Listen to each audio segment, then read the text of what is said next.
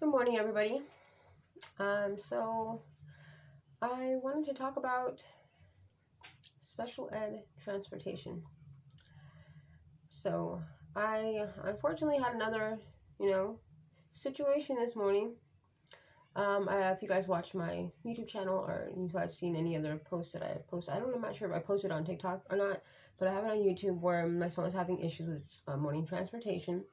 And it wasn't that the transportation drivers were mean or anything. It's just that it was just sensory issues, and the bus was really small. And we had arranged and worked out. I talked to the bus driver, and we had arranged for a better, way to handle Ozzy while he goes on the bus, so that it's not so stressful for him. And I was pleased with the way that they handled it. But this morning, my son was off of school for a week, and he went back on the bus this morning, and as soon as we're walking up, there's a different bus driver, different aides in the bus. So they say switch. I wish they wouldn't do that. Special needs kids should have the same bus driver all the time. They shouldn't just start switching bus drivers. That's number one mistake on their part. Okay. To this bus driver, he sees me and he starts yelling at me about a minute. He's like, we're supposed to be out here at 6:54. I said it's 6:55 and the other kid's not even here yet. What? And he's like, you're supposed to be here 5 minutes before. I was like, okay, well, before the bus time was 6:55. So now that you have taken over, you guys changed it by a minute. Okay. But okay, this is the first time Ozzy's back on this bus. First time dealing with you. So get over yourself, old man, And then my son's getting on. I said, okay, so if you're the new bus driver, let me explain to you my son's autism so that you can, make sure that he sits up in the front so he doesn't have to get shoved in the back. And there's also like neurotypical kids in the back that are a little rowdy and stuff. Not that they're rowdy, but they're just like typical boys, teenager boys, and they're like loud and they're like roughhouse and stuff like that. My son's not used to that type of stuff, so he doesn't like any kind of. He don't even like to play fight with me. Like if I try to go like that, he gets all like panicky, So like my son's just a different type of boy. So I said, and when you put the seatbelt on him, sit him in the front, and when you put the seatbelt on him, make sure it's only one aide, because two aides, it's two bodies over him in that tiny little bus, and he starts to panic. He doesn't like it. He actually was crying. I don't know if you guys saw my other video when I was talking to Ozzy through pictures. He was circling his answers and how he felt. So I tried to tell this to the bus driver, and he goes, oh, I don't know. Well, they're all special. And he didn't. I said, so are you going to sit him up in front? He said, no, he has two aides in the bus. He'll be fine. I said, you're not getting it. I was like, you're not getting it. It has nothing to do with the aides. It don't matter how many aides you have. Actually, the more bodies in the bus is going to make it worse. So the amount of aides that you have on the bus is irrelevant. My son needs to sit in the front, towards the front of the bus, where he did not feel so claustrophobic. That's how I explain it to a neurotypical. That's the only word that they'll get. They don't want to get sensory stimulation issues. So he's like, oh, well, I can't. I'm running late. I have to go. And then my son, he starts trying to scold my son and another little boy that's on the bus. You need to be on time, yelling. I said, what are you doing? I said, don't you freaking yell at my son. Are you crazy? What the hell? My son's nonverbal, and he has all these sensory issues, not to mention that we just left a living situation and came all the way to San Diego because of some roommate man trying to yell and shove my kids in the ground. My kids don't need some man barking at them. That's exactly why I don't date. So that man better get his act together. He seemed like a dry alcoholic, that bus driver. I was like, what the heck? I said, hey, buddy, put a smile on your face. I was pissed. I was like, oh my God, you are not going to talk to my kid like that. I said, hey, don't yell at my kid. Don't scold my kid. He don't know you. You don't know him like that. I'm sorry if I sound like, like aggressive. I'm not. I'm being a mom, and that's my son. That's very special, and nobody is going to make him feel uncomfortable or scare him. So I had to say something to you guys. And I said, I told the bus driver, I said, we already made this arrangement with the transportation. He's like, well, I guess you better call them back.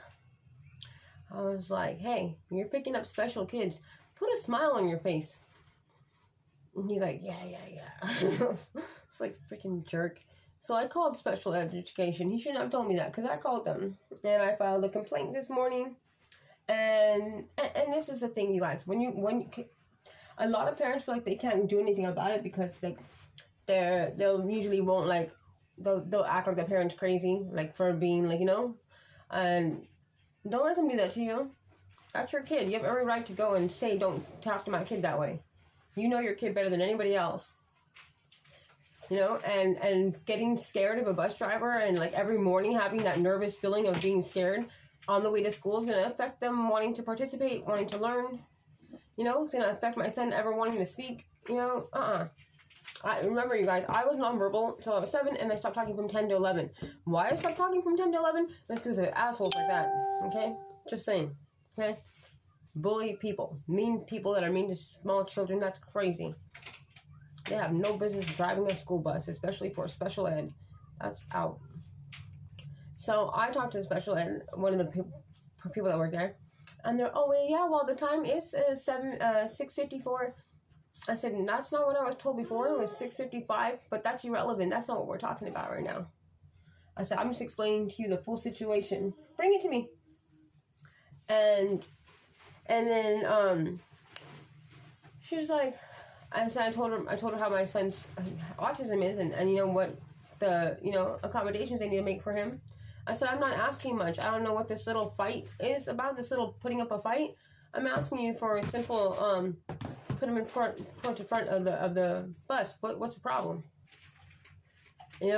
Why is this a confrontation? That's my child. You're driving him to school. He's special needs. I'm telling you what he needs so that he can feel comfortable. Why wouldn't you want a special needs child to feel comfortable? It doesn't make any sense. And she, when I saw her trying to be like, she's like, I told her, I said, listen, I said, I'm autistic too. I said, and I understand what my son's going through. So you need to call that bus driver. You guys need to, set this straight. And as soon as I said that I'm autistic too, she's like, oh, well, man, baby, like she's trying to make me quiet. I was like, are you crazy? I'm not a passive autistic, okay? You guys are misinformed about autistic people. We are super smart, and I am quick at the tongue. Do not play with me, okay? I had many years learning how to communicate. Do not play with me. So I was like, no. I said, nobody's going to be yelling at my son. That is unacceptable. I had to bring out the serious voice. And she got quiet. I said, no one's going to be yelling at my son. I'm going to file a report. You need to talk to your supervisor and have them call me. And then she's like, oh, well, okay, well, we're going to put in the report and we're going to contact the bus driver. And she's trying to get more nervous. They think because I'm autistic that they can go around and push my kids around, Crazy. Everybody always and I'm nice. I'm a very nice person. And I tried to tell them nicely several times. And then when I tried to share with them that I'm autistic and I understand what my son's going through, then they thought that was more of a reason to disregard whatever I'm saying. Not today. I know my rights and I know, my son's rights. No one's going to do it to my kid. They are crazy. They think I'm going to let someone do it to my kid. So if you have a child going through that, or you're going through that with the public transportation for, special ed transportation, don't be afraid to stand up. If we all stay quiet, then they're going to keep doing that kind of crap and acting like we don't matter when we're the parents. Say something. Make a report. Get proof, okay? Always file a report. Get proof. Have documentation. Because that needs to stop. That's crazy.